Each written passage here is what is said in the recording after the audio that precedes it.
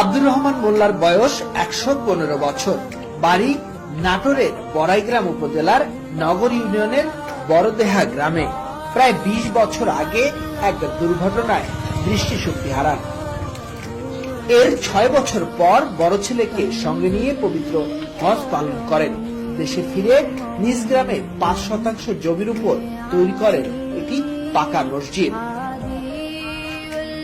মসজিদের নামেই তিনি জমিটি রেজিস্ট্রি করে দেন। এরপর নিজেই সেই মসজিদের মুয়াজ্জিন হিসেবে দায়িত্ব পালন শুরু করেন। কিন্তু জটিলতা দেখা দেয় মসজিদে আসা যাওয়া নিয়ে। সেই প্রতিবন্ধকতাও জয় করে ফেলেছেন শতবর্ষী এই বৃদ্ধা। এজন্য বাড়ি থেকে মসজিদ পর্যন্ত টেনে নিয়েছেন দড়ি ও বাঁশ। এরপর দড়ি আর বাঁশের সাহায্যে নিয়মিত মসজিদে যাচ্ছেন।